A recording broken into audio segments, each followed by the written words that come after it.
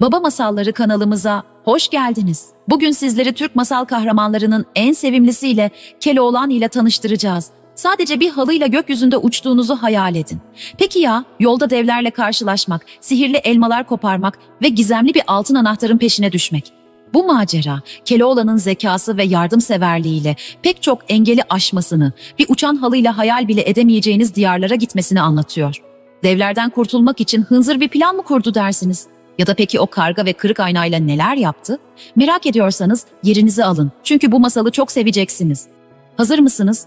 Öyleyse Keloğlan'ın sihirli halısına atlayın ve maceraya birlikte uçalım. Evvel zaman içinde, kalbur saman içinde, Keloğlan adında saf yürekli, güler yüzlü, iyiliksever bir genç varmış. Keloğlan annesiyle birlikte köyün kenarında küçük bir kulübede yaşarmış. Fakirlik onların kaderiymiş ama Keloğlan buna hiç üzülmezmiş. Şakalar yapar, türkü söyler, hayatı olduğu gibi severmiş. Günün birinde annesi Keloğlan'a seslenmiş. "Oğlum, bizim evde un kalmamış, git de çarşıdan biraz un al." Keloğlan başına yamalı kavuğunu geçirmiş, annesinin verdiği son parayı da cebine koyup yola çıkmış. Yolda türkü söyleyerek giderken çalıların arasında bir şeyin parıldadığını görmüş. Yaklaştığında eski yamalı bir halı bulmuş. Halıyı merakla yerden almış. "Hay Allah, çalıya halı mı düşer hiç? Bu ne ki böyle?" Bir de ne görsün? Halının üstünde bazı garip yazılar var. Şöyle elini bir sürüp yazılara bakarken halı birden havalanmış. Keloğlan ne olduğunu anlayamadan kendini havada bulmuş. Rüzgar saçsız kafasında dolaşırken Keloğlan kahkahalarla bağırmış. "Vay anam vay, Keloğlan göklerde uçuyor." Uçan halıyla bir süre köyün üstünde dolaşan Keloğlan ormanın derinliklerine doğru inmeye başlamış. Aşağıda köyün kıyısındaki küçük kulübesinde yalnız başına yaşayan bir yaşlı adam varmış. Yaşlı adamın bahçesinde elma ağaçları olduğunu gören Keloğlan halıdan inip adama yaklaşmış. "Ne güzel elmaların var. Bir tanecik koparsam kızmazsın değil mi?" Yaşlı adam gülümseyerek başını sallamış. "Alabilirsin evladım. Ama dikkat et, aralarındaki elmas elmayı sakın koparma. O elma başına dert açar." Tabii bizim Keloğlan meraklıdır ya, söz dinlemez. Bahçede dolaşırken parlak bir elma görmüş, adeta elmasa benziyor. Kendi kendine demiş ki, "Keloğlan, bu elmayı almazsan başın çatlar. Bak bakalım neymiş bu elmas elma?" Elmayı koparır koparmaz bahçenin ortasında kocaman bir dev belirivermiş. Dev gözlerini kısarak homurdanmış. "O elmayı koparan bana canıyla ödeme yapar." Keloğlan neye uğradığını şaşırmış ama hemen aklını kullanmış. "Aman be dev abi, elmanın güzelliğine kapıldım, affet beni, gel şu işi dostane çözelim." Dev kahkahalarla gülmüş. "Sana bir şans vereceğim küçük adam. Eğer 3 gün içinde bana altın anahtarı bulursan seni serbest bırakırım. Bulamazsan seni çorbama katarım." Keloğlan devin tehdidinden kurtulmak için uçan halısına atladığı gibi oradan uzaklaşmış. Uçarken aklında hep altın anahtar varmış. Anahtarın nerede olduğunu kim bilebilir ki? Halısıyla ormanları aşmış, dağları geçmiş, sonunda bir nehrin kıyısında oturan bir kaplumbağa görmüş. Keloğlan kaplumbağaya selam verip sormuş.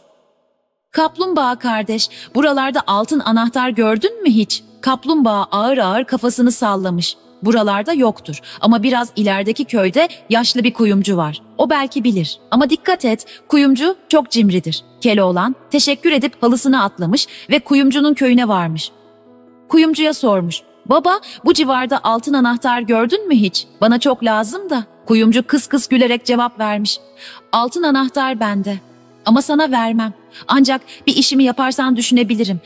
Evimdeki kırık aynayı tamir et." Keloğlan biraz düşündükten sonra yine aklını çalıştırmış. Kendi yansımasını dev aynasında görmek isteyen kargayı hatırlamış. Hemen ormandaki kargaya gidip ona, "Bak sana bir ayna getirdim, bunu güzelce tamir et ve kendine doya doya bak."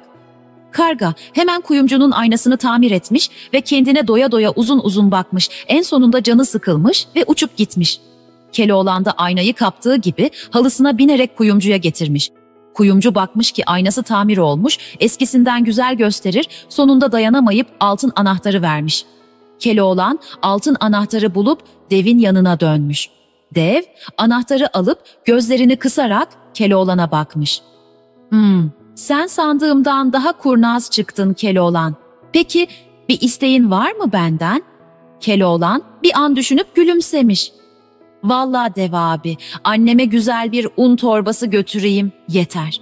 Fakiriz ya, evde ekmek yapacak un kalmadı. Dev bu kadar mütevazı bir dilek beklemiyormuş.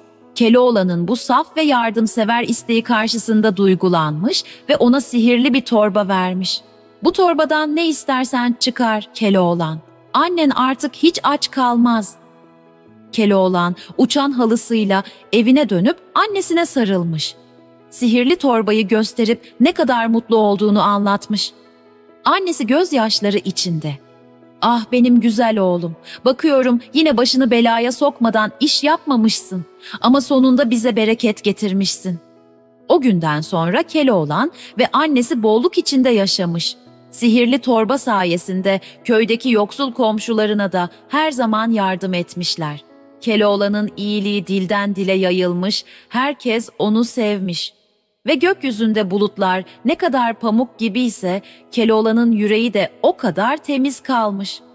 Masal bu ya. Sonunda padişahın kulağına bile gitmiş bu iyilikler ve Keloğlan'a saraydan bir davet gelmiş.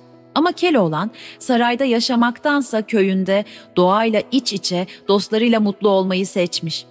Çünkü o hayatın sade ve samimi yanını seven bir küçük adammış. Gökte uçan halı, yerde neşeli kahkahalar ve dostlarla dolu günler.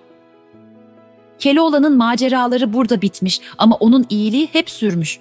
Gökten 3 elma düşmüş. Biri masal anlatana, biri dinleyene, biri de iyilik yapmayı öğrenene. İşte böyle Keloğlan her zamanki gibi hem eğlenceli hem de ders dolu bir macerayla sorunun üstesinden geldi. Masalımızı beğendiniz mi? Başka bir masal ile başka bir maceraya çıkmak ister misiniz? Kanalımıza abone olur ve masallarımızı beğenirseniz daha bir sürü masal dinleyebilirsiniz. Bir başka masalda tekrar görüşmek üzere. Şimdilik hoşça kalın.